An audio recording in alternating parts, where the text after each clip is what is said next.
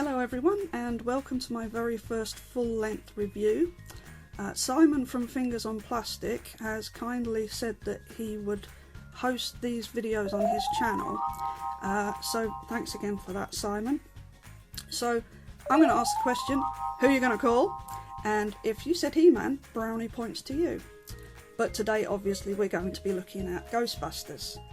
Now these were first shown at Toy Fair earlier this year, and I thought, I don't need another lot of Ghostbusters, I've got the Mattel ones. And then I saw some close-up pictures of them, and yeah, I had to pick them up. They're so much better, but we'll get to that later. Now, I do have the full set of 6, and I will be going through them individually, but I'm only going to take a look at the box of Egon, because the boxes are all the same. The only difference is the picture on the back. So let's have a quick look at the box and then we'll get to the figure itself. So as you can see, Egon comes in this really nice window box. Ghostbusters logo down the bottom there. I really do like this. Putting the name tags at the bottom, I think these look really good.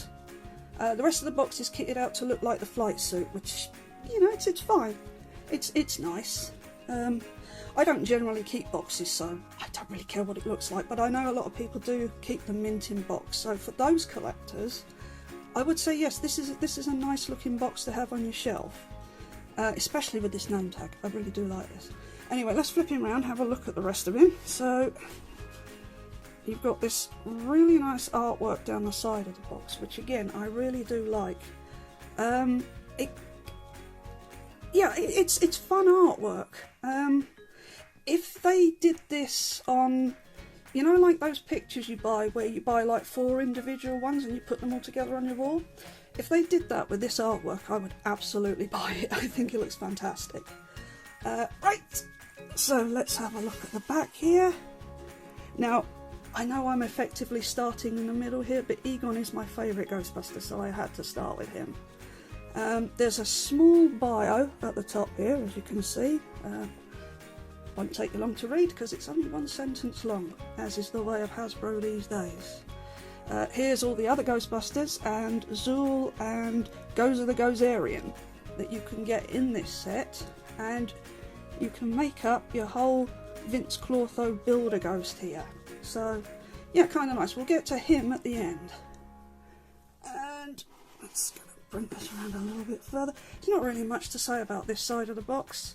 It's a very sort of faded schematic of the Proton Pack. Again, it looks nice, but I mean, nobody displays their boxes this way on, do they? Maybe they do, I don't know. Nothing much on the bottom or the top, so I'm not going to show you those because it's a bit of a waste of time. So there we are, that's a look at the box. Now, like I said, I'm only going to do this once because they are all the same. So in future reviews, I'm just going to start off with the figure outside of the box. If you do want to see the box, let me know and I can do a separate quick video of all of the boxes. Let Simon know in the comments below, and if it's something people want to see, I'm happy to do it. Okay, so before we get back into looking at the figure itself, when I opened Egon up, I found that this insert was in the box, and I thought I'd just give you a quick look at it because I think it looks great. This is something I will definitely be keeping. Maybe I'll use it as a backdrop to my figures at some point. I'm not entirely sure as yet, but I just thought I'd give you a quick look at it because I think it looks cool. Okay, so back to Egon. I was going to film him with the Proton Pack already attached, but I thought it might be of use to show how to attach it, so I'll do that in just a minute. Before we do that, I'm just have a quick look at the PKE meter here, which I think is really nice. It does have some detail on it, but you know, it's really tiny, so there's only so much detail you can get on something like this. So there we go. You get a little bit of green for the screen there, which is quite nice. And on the wing pieces, I don't know if you can see. It's very difficult to catch here. There you go, you can just about see them there. There's a simulation of the little LEDs that were in the original prop. I will likely be painting some of these to make it look like, you know, they detected a ghost. but I mean, it doesn't really need it, it's just me. On the bottom side you have a small little nub there, and that is there so you can fit it into this piece here. So you can see he's got a small hole just there, and that will fit in there like so. So if you don't want him holding it, or if he's holding his neutrona one, then you can just plug it in there. I think it looks quite good. It's really nice. Now I will say, because of that on there, I wouldn't say it's difficult, but it poses a slight challenge getting it into his hand without catching it. So this hand is actually quite, I wouldn't say it's rubbery, but it has some give to it. Definitely more than some other Ghostbusters figures I've got. So it shouldn't be too difficult to get it in there, but I thought I'd just point it out. So there's that. Alright, have a quick look at the Proton pack. So here we go. I think this is a very, very nice Proton pack. The details on it are just stunning. Now, I didn't know this. It was actually Jason over on ghostbustersnews.com. Do check out his website. He also has a YouTube channel under the same name, Ghostbusters News. He's a Canadian Ghostbusters fan and collector, and if there's something that you want to know about Ghostbusters, he's the guy to go to. If he doesn't know it, nobody does. But he pointed this out, which I thought was quite interesting. If you look at the cyclotron down the bottom, you can see this here, this bit is painted red. Now, on each of the different busters, a different part of the cyclotron is painted. I will point this out in each Ghostbusters review, but I thought that was really interesting because it's very rare that a Ghostbusters figure gets that kind of detail. It's not much, you know, it's just a paint app in a different place. But it is nice that Hasbro cared enough to do that little bit of fan service, so I've got to say thanks to Hasbro for that. Right, so let's show you how to put this on. It is really easy. It's much easier than the Mattel ones. So as you can see here, it opens up this way. There's a little tab here and a little hole there. Now what you want to do is you want to, let's see if I can do this by keeping it on the camera. You're going to slide his arm through here, like so. This piece needs to go over his head, and then there is a large tab on the back of the Proton pack, and that goes in this hole here. So that just goes in there like so, and you just want to push that in, and then this tabs in here, hopefully. Okay, here we go. There we are. Job done. Now this is quite easy on most of the figures. It is a slight challenge on Ray, but we'll get to that when we get to him. I'm just going to pop this over to the side because it keeps falling off. So yeah, okay, let's have a closer look here at the figure itself. I'm going to do this. It's going to, oh no, shaky camera time. So here we go. I do love this face. I think this face sculpt is fantastic. You're never going to get one that's dead on to the actor, and it doesn't really matter what property you're into. It's never going to happen. But I think for the Ghostbusters of called the lower end of the scale, I think this is about as good as we're likely to get for the price. So yeah, and something interesting here as well is that his glasses, rather than being a separate piece, they are actually moulded on. So they're in that position, you can't change that.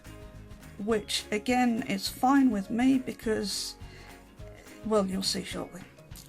So there we go, that's the name tag there. I'll just go, here's that. Nice utility belt there with a radio and a few bits and pieces there. Hose. down tucked in pants. Sorry, trousers, I should say pants. Lovely, lovely Ghostbusters logo on his arm there. There's that pack again, and now it's in situ.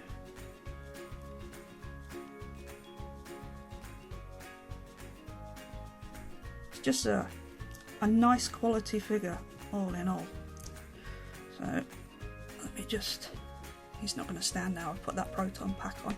He's quite back heavy once you put that on, so... it might just be because of the tablecloth I've got on here that he keeps wanting to slip backwards. But yeah, he keeps wanting to fall over backwards. So let's just put this back here now. Right, I'll do a quick rundown of the articulation. It's very good. It's very good for a figure this size and this price. So his head is on a ball joint. There's not really any up and down movement. That's pretty much all you're going to get. No quizzical side to side, really. Egon doesn't do that. Arms do go in and out at the shoulders, and he does have this rather nice, it's not a butterfly joint as such, but it does mean you can have some slight in and out movement on this joint. It doesn't go very far, but I mean it's enough. If it means him holding the neutrona wand or not. So yeah, it's quite good. So then we have rotation at the bicep,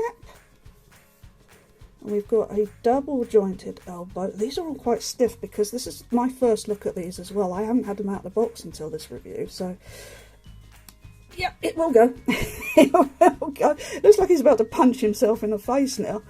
Yeah, it's not ideal, is it, Egon?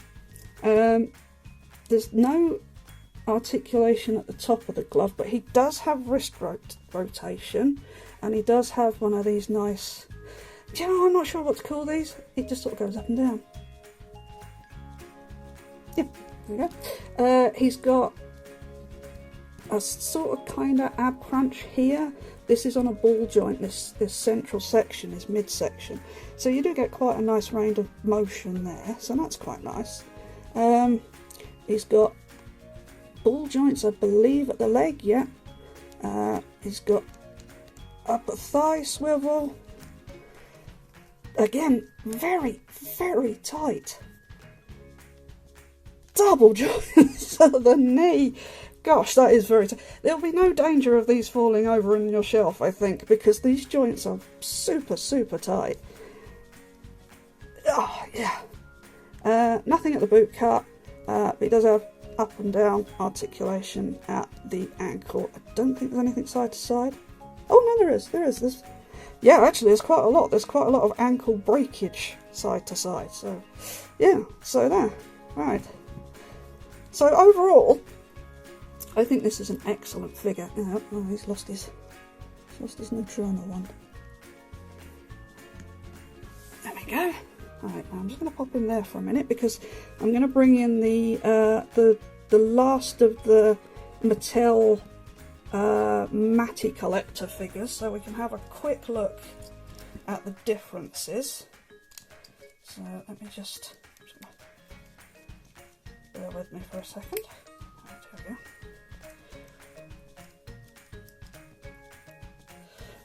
here we go. There we go. So this is the Matty collector one. This is actually the one that was released at general retail, and they popped up at, I can't remember what shop it was over here in the UK now, and I picked all four of them up again because this is the set with the removable proton packs. I did actually collect these Ghostbusters, these Matty collector Ghostbusters from the outset.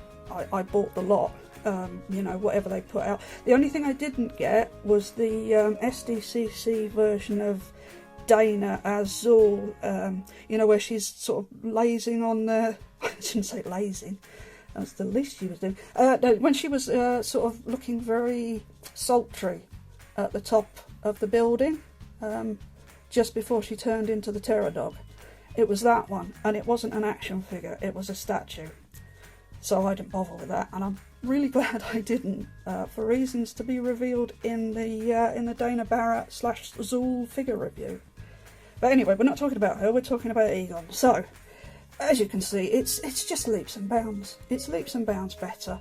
The Hasbro has vastly improved on what we got from Matty Collector, in no small part due to the face sculpt.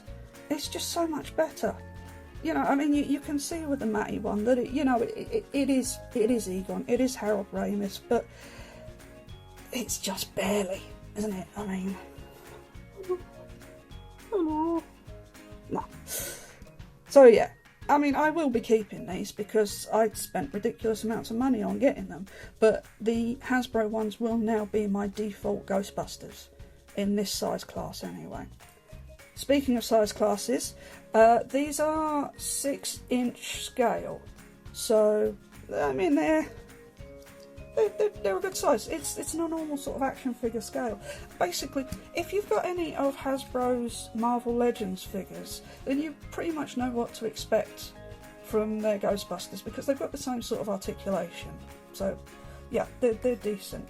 But for those of you who don't collect action figures and who collect Transformers, which is my first love, but I do collect a lot of stuff. Here he is next to Siege Soundwave. There we go, so it gives you an idea of the size of this. So he's a little bit smaller than a Voyager class Transformer. Yeah, he's a good figure. He's a good size. The sculpt is great. I really like the whole sculpt overall. I don't really have any major complaints with it. Let me just take Soundwave out of the way, and let's put Egon back in the middle there. Yeah, he's a good figure. Thanks again to Simon for hosting these.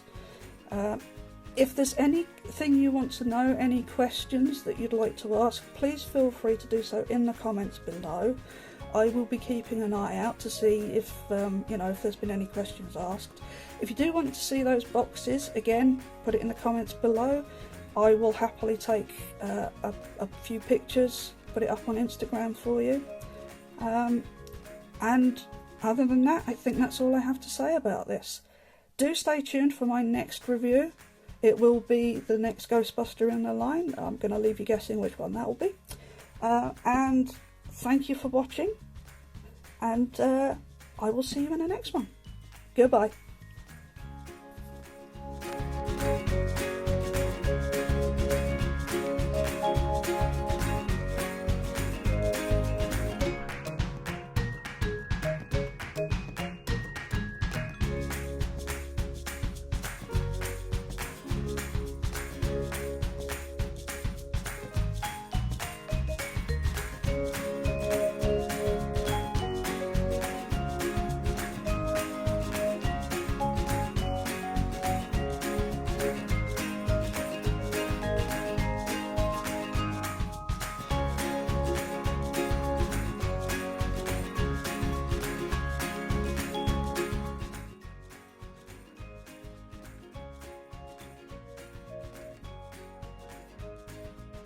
Fingers on plastic.